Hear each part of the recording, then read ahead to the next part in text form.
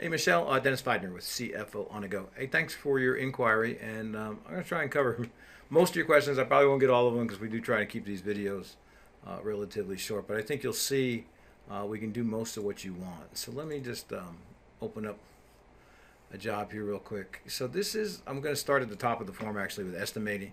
Um, so on this job, this happens to be a general engineering job. So, you know, these items, some of these items should look familiar. Site grading, um, water mains, site drainage type thing. What we work off of in ours, and I'm just going to do a real quick one here, clearing and grubbing. And so we work off of what we call an assembly. And so this here is an assembly. So if you think about it in another way, this is the recipe and these are the ingredients. So this is the item of work and these are the tasks that have to be done, or the resources I need to get this item done. So if I just open this up a little bit, I enter up here the number of acres, and I like easy numbers, so I'm going to enter 10, and I recalculate this. This formula says that for every 1 acre, I need 85 hours, I need 32 skilled labor, I need 16 hours of truck, etc. So I go through all this, and since it's 10 here, you'll see it's extended out my quantities. It knows the database price that's the last been updated, and so now I know my extended cost. I now know what profit rate I want to use this, or overhead rate. I have a choice of doing both overhead and profit. At this point, this is my estimate. This is my cost, the 42,000 plus the 8,000, etc. So if I look at the very bottom down here, this grid tells me that to do that 10 acres, it's going to cost me 88,000, and my bid price is going to be 121, 578, giving me this margin. And obviously, we can tweak these rates so that you get the job. You know, hopefully, you don't have to tweak them too much. And at that point, we have it. The nice part is we've determined that we don't have these pieces of equipment, so we're going to have to outside rent those. At any point after I get the job, I come up to this export budget, and I get to do a bunch of different things. One is I'm going to take all those budgeted hours and budgeted dollars and put it into my accounting budget so I get good cost reports. I can then create a purchase order for this job for that vendor to process the order to order those pieces of equipment. I can do a request for pricing. We call it request for proposal, but it's actually our request for pricing from your vendors. And if you have subcontractors, we can print the subcontract. So by using our estimating, you get to use the data 3, 4, 5 more times without having to rekey it, which is a nice thing. So I'm just going to close that. That's our estimating, kind of in a nutshell. But it's very similar to Excel. It's not. It's ours. And let me, before I cancel that, I do have one item I want to show you. This is. This one actually is a little bit fancier. And so in this case, you'll see I have some formulas over here. I've actually used the production rate. And so it says, you know, description here, production rate for pipe, it's in linear feet, is that I can do 85 feet an hour. And so on this job, it's going to use 85 feet an hour based on the quantity that we have to perform.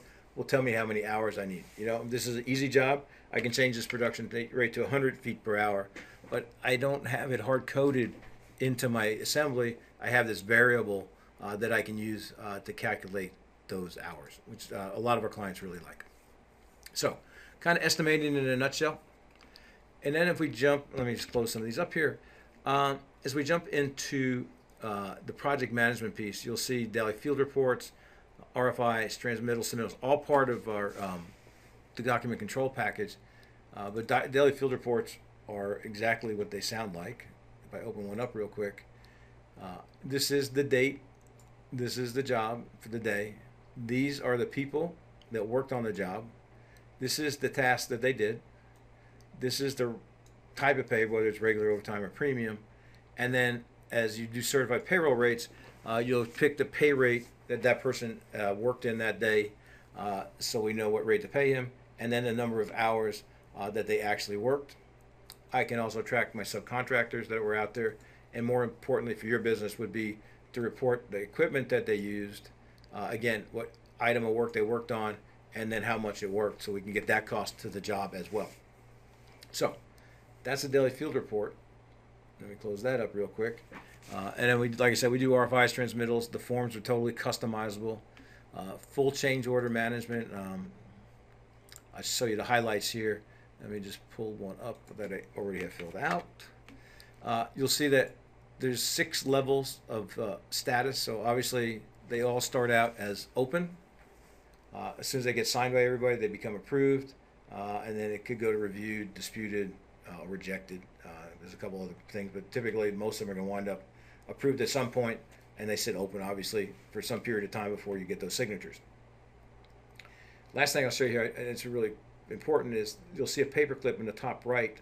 It happens to be white, means there's something there. Double click it. So I can attach to this change order anywhere else in the system documents, and those documents can be PDF, JPEG, Word document, Excel document, emails. We don't care. All drag and drop. So anytime somebody was to open up this change order, they would see this paperclip has something attached to it, and they could go back and review all of the documents that have been revolving around this individual change order. And to me, getting rid of paper is a big deal in most companies because we have way too much of it. So, into cost reports. And so, two that I think are really going to make sense for you is the hours to complete. And by the way, 139 job cost reports. I'm just going to show you two of them. Again, these items should look familiar to you. This is the number of hours we budgeted. This is the hours that have been processed through payroll.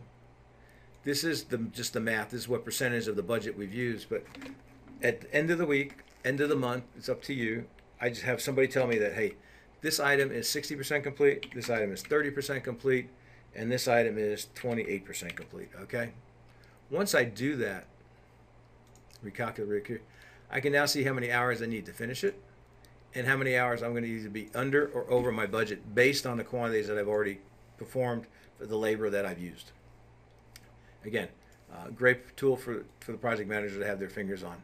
The other one, in my background, is heavy highway for a long, long time. And so the report that I like is this one.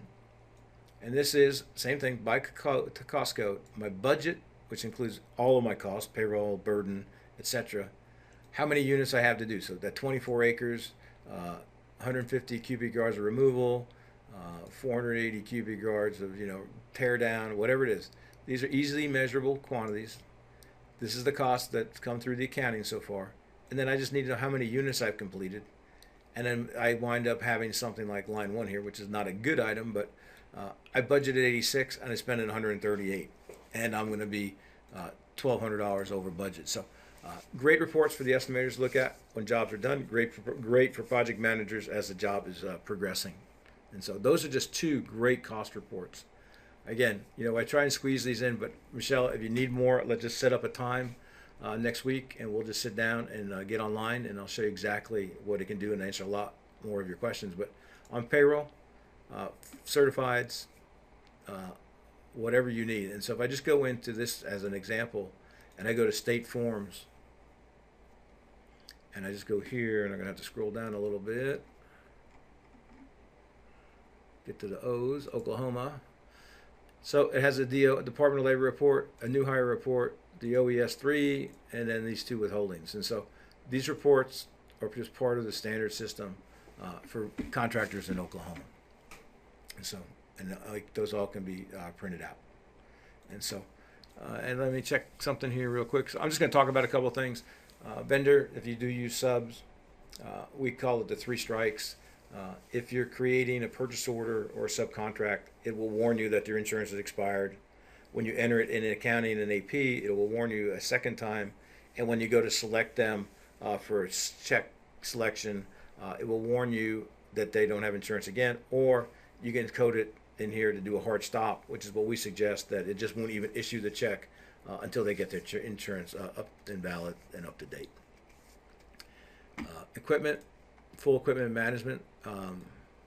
So I always like to show you what you get, not how it gets in there, which obviously is important, but really what's important is do you get the data out that you need to manage your company. And so very simply, pick number 3. That's a little loader. It rents by the hour to the job. It's been rented for 899 hours. My cost is $59,000. My revenue for that piece of equipment from the jobs is $76, so I can look and see that I'm making $18 an hour every hour it operates. I got a couple pieces of equipment losing money. So you say, hey, how did I spend $59,000? Well, I can double click that and it will show me where it came from. And you know what? This was an equipment repair. I don't remember that. I can just really go right back to the AP entry screen to see what that repair was and who we paid to do that. So, if you noticed, you've seen it a couple times now. The nice part about Sage 100 is you can drill back to the detail at any point in time. Running out of time here, so real quickly, so you don't lose sleep at night, each menu option can have its security. So I always like to look at project management. I'm going to hit my F7 key. I can say who has permission to get into project management. If I go to the next level to job reports and hit F7, the only two people that can look at job reports are the owner and the estimator. Okay? And if I go down one more level, I can actually pick each report on who has access to that report. So each menu option has its own level of security. So that being said, Sage offers a lot of online classes. We offer a set of training books that makes migration to this package pretty simple. The one thing that's not going to be simple, from what I can figure, is migrating your data out of what you have right now. We'd have to take a look at it, but I think that's going to be difficult. Not impossible, but we're going to have to figure out how to get that accomplished. So I'm going through my list here. I covered most of the important things. I'd sure like to sit down with you maybe next week or whenever you have time, and maybe just get online and have you ask any other questions you have. Or if this makes sense, maybe involve some other people from your company to attend that demo as well. So I want to thank you for filling out the form, and I thank you for watching this thing. And when you have time, just give me a call and we'll see if we can get another demo set up for you. Anyway, my name's Dennis, company CFO on the go. I should have said this at the beginning. We do have 1,400 clients that use Sage 100.